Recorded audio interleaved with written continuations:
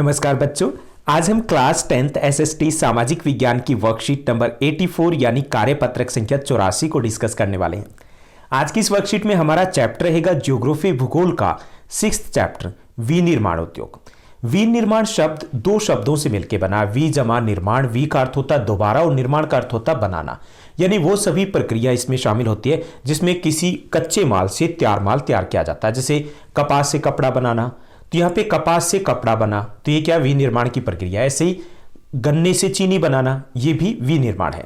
अब जब विनिर्माण किया जाता है तो दो परिवर्तन आते हैं। पहला, वस्तु की कीमत बढ़ जाती है, दूसरा उसकी उपयोगिता बढ़ जाती है। जैसे गन्ना है तो गन्ने को कैसे प्रयोग करेंगे? गन्ने का प्रयोग हम ना तो चाय में कर सकते, ना उससे जलेबी तैयार कर सकते, कुछ नहीं कर सकते ना, तो उसकी जो उपयोगिता वो कम रहती है। लेकिन चीनी बन गई तो उसकी उपयोगिता बढ़ जाएगी, ऐसी उसकी कीमत भी बढ़ जाएगी। गन्ने, अगर कच्चे गन्ने की बात करें तो उसकी कीमत कम होती है, लेकिन हम चीनी की बात करें तो उसकी कीमत ज्यादा होती है।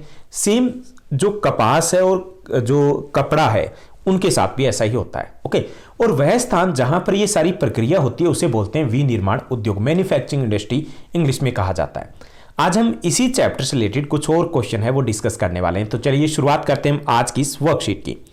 जैसा कि आप अपनी स्क्रीन के ऊपर देख पा रहे हैं, यह हमारी वर्कशीट नंबर 84 यानी कार्यपत्रक संख्या 84 रहेगा। हमारा सब्जेक्ट एसएसटी सामाजिक विज्ञान है और आज की दिनांक रहेगी 16 फरवरी 2021। इस वर्कशीट में हमें कुछ क्वेश्चन दिए गए हैं, चलिए हम देखते हैं फर्स्ट क्वेश्चन कौन सा है। हमारा जो पहला क्वेश्चन दिया गया है, भिलाई इस्पात कारखाना किस राज्य में है? तो भिलाई इस्पात कारखाना छत्तीसगढ़ में। ये हमारे मैप वर्क का भी क्वेश्चन है, बिल्कुल छत्तीसगढ़ के सेंटर में आ जाता है ये। उसके बाद सेकंड जो क्वेश्चन दिया गया, सेकंड क्वेश्चन है, निम्नलिखित में से किस क्षेत्र को किस क्षेत्र में भारत का अधिकांश लोहा एवं इस्पात उद्योग केंद्रित है? तो यहां पे चार ऑप्शन दिए गए, पश्चिमी घाट, पूर्वी घाट, छोटा नागपुर का पठारी प्रदेश और इनमें से कोई नहीं। तो यहां पर जो पश्चिमी और पूर्वी घाट है यहां तो बिल्कुल भी नहीं, क्योंकि यहां पर खनिज है उतने अधिक नहीं पाए जाते। तो हमारा ऑप्शन सी ठीक रहेगा, छोटा नागपुर का पठारी प्रदेश। भारत के लगभग 80 से 85% जो खनिज हैं वो इसी क्षेत्र में पाए जाते हैं, इसलिए इसे भारत का रूहर प्रदेश भी कहा जाता है। ये रूहर कहाँ है? जर्मनी में।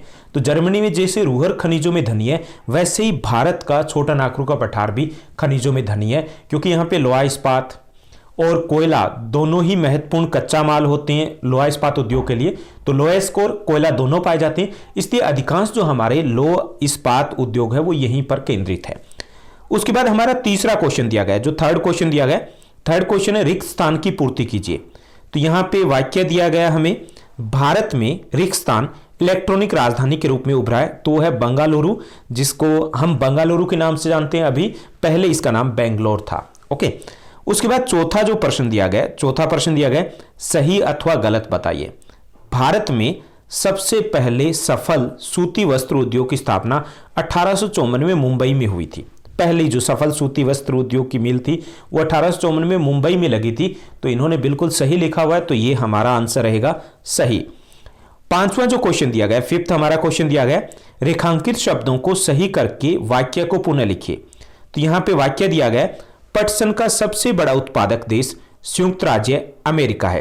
पटसन का सबसे बड़ा उत्पादक देश कौन सा है? संयुक्त राज्य अमेरिका है, ये इन्होंने लिखा है। ओके, तो यहां पर इस रेखांकित शब्द को हमें सही करके लिखना है। तो पटसन का सबसे बड़ा उत्पादक देश भारत है। विश्व की लगभग 50% पटसन, और अगर हम पटसन से तैयार सामान की बात करें तो लगभग 40% के आसपास जो सामान है वो भारत तैयार करता है। हालांकि हम निर्यात की बात करें तो उसमें हम बांग्लादेश से थोड़े पीछे रह जाते हैं, क्योंकि इंडिया में खुद का बाजार इतना ज्यादा है, मांग इतनी ज्यादा है कि निर्यात के लिए बहुत कम बच पाता है। उसके बाद हमारा बी पार्ट स्टार्ट होता है। सेकंड सेगमेंट में हमें दिए गए शॉर्ट और लॉन्ग आंसर टाइप क्वेश्चन। इसमें पहला क्वेश्चन दिया गया, ये इंपॉर्टेंट है आपके एग्जाम के लिए, उद्योगों की अवस्थिति को प्रभावित करने वाले 3 भौतिक कारकों के नाम बताइए। तो 3 भौतिक कारक हैं, उनमें पहला है कच्चा माल। जब उद्योग लगाया जाता है तो सबसे पहले कच्चे माल है वही देखा जाता है, ये नहीं कि उद्योग लगाएंगे फिर देखा जाएगा कच्चा माल। अब कच्चा माल है, उसी के आधार पर उद्योग की स्थापना होती है। अब छोटा नागपुर पठार में लोहा इस्पात उद्योग है, वो वहां पर अवस्थित है। क्यों अवस्थित है? क्योंकि वहां पे लोहा इस्क मिलता है।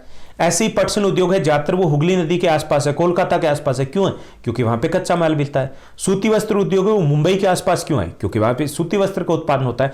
तो पहला जो कारक है वो है कच्चा माल, यानी कि जहां पर कच्चा माल उपलब्ध हो वहां पर उद्योग लगने की संभावना सबसे ज्यादा होती है, क्योंकि अगर दूर लगेंगे तो परिवहन की लागत बहुत ज्यादा आ जाएगी, बचत क्या होगी। दूसरा है जलवायु, जो भौतिक कारक में आएगा कि जहां जलवायु विषम होती है वहां उद्योग लगने की संभावना कम होती है। जैसे पर्वतीय इलाके हैं तो वहां पर उद्योग कम क्यों है, क्योंकि जलवायु विषम है। या फिर हम राजस्थान की बात करें तो बाड़मेर जैसलमेर में उद्योग कम है, कम संभावना है, क्योंकि विषम जलवायु के कारण जो काम करने की क्षमता है वो कम हो जाती है। या पर्वतीय इलाकों में अगर आधा टाइम बंद ही रहेंगे उद्योग तो फिर इनकम कहां से होगी, क्योंकि इंडस्ट्रीज है वो शिफ्ट में चलती है, 24 आवर्स वो मशीनें वर्किंग में होती है। तो यहां जलवायु है ये भी एक महत्वपूर्ण कारक है। ऐसे इसके साथ साथ कुछ उद्योगों के लिए खास जलवायु की भी जरूरत होती है। सूती वस्त्र उद्योग की बात करें तो जहां नम जलवायु होती है, आर्द्र जलवायु होती है, जलवायु में नमी होती है, वहां धागा बार बार नहीं टूटता।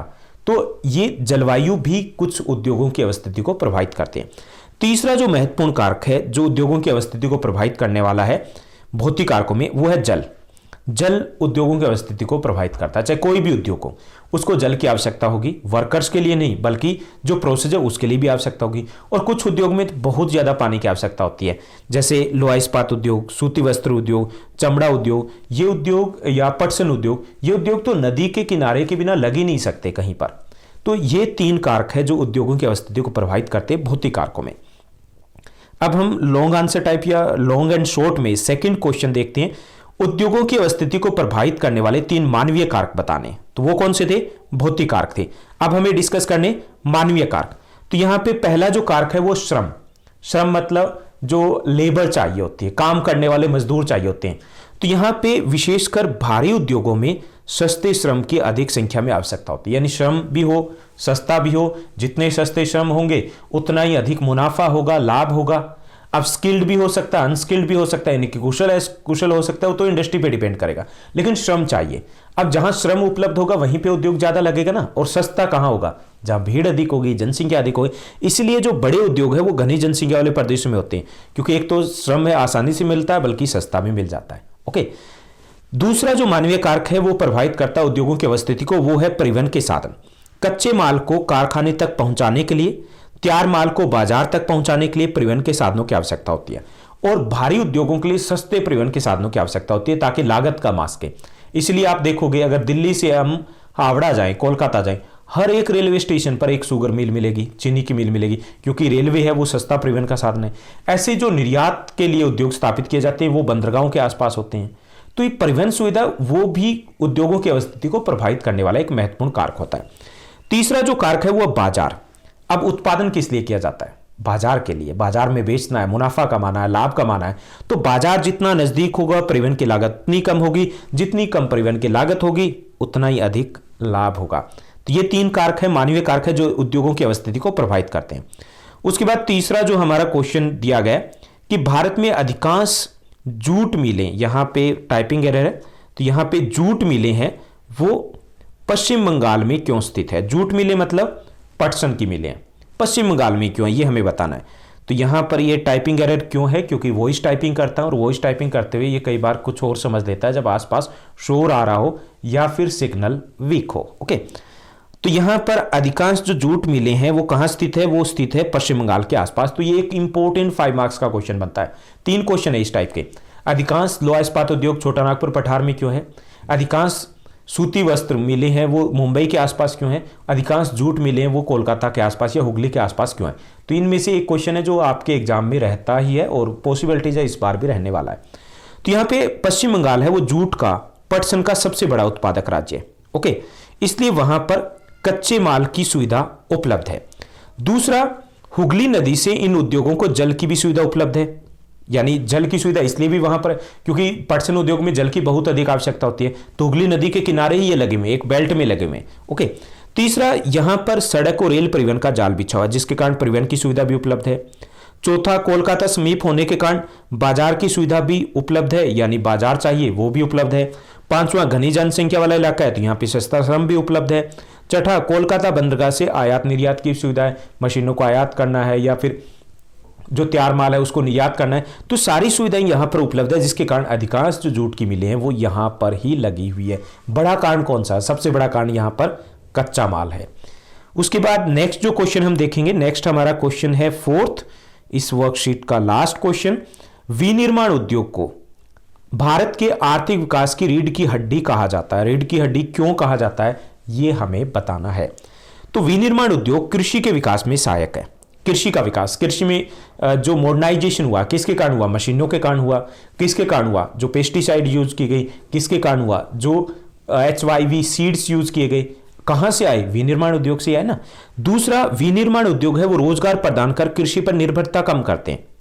यहां पे कम रहेगा, कम करते हैं, डिपेंडेंसी वो कम हुई है, तो इससे भी देश को फायदा हुआ कि काफी सारे लोग हैं दूसरे काम धंधों में लगे। तीसरा, विनिर्माण उद्योग है वो गरीबी और बेरोजगारी को कम करने में भी सहायक है। गरीबी, बेरोजगारी कम हुई है। कम क्यों हुई है? क्योंकि लोगों को रोजगार मिला है विनिर्माण उद्योग में। चौथा, विनिर्माण उद्योग से हम निर्यात करते हैं। जितने भी प्रोडक्ट निर्यात करते हैं रेडीमेड, कहां से आ रहे हैं? विनिर्माण उद्योग से। इससे हमें विदेशी मुद्रा की प्राप्ति हो रही है। और पांचवा, विनिर्माण उद्योग है वो देश के आर्थिक विकास को गति प्रदान करते हैं। ओवरऑल जो डेवलपमेंट है वो इसी के ऊपर है। जब रोजगार मिलेगा, पैसा आएगा, लोग खर्चेंगे तो मार्केट बूम करेगी। ऐसे ही परिवहन के साधनों की अधिक आवश्यकता होगी, हमें जब पैसा आएगा तो सर्विस सेक्टर है वो बूम करेगा। तो ये ओवरऑल डेवलपमेंट के लिए भी विनिर्माण उद्योग है वो बेहद जरूरी होते हैं, एक इंपॉर्टेंट इनका रोल होता है। तो ये थी हमारी आज की वर्कशीट। उम्मीद करता हूं आपको अच्छे समझ में आया होगा। अगर ये वीडियो, ये एपिसोड, ये वर्कशीट अच्छी लगी तो इस वीडियो को लाइक और अपने फ्रेंड्स के साथ शेयर करना मत भूलिएगा। काफ़ी सारे स्टूडेंट्स हैं जो पिछले 7 या 8 महीने से मेरे साथ जुड़े हुए हैं। हम एक फैमिली की तरह हैं, और जो रेगुलर स्टूडेंट भी हैं।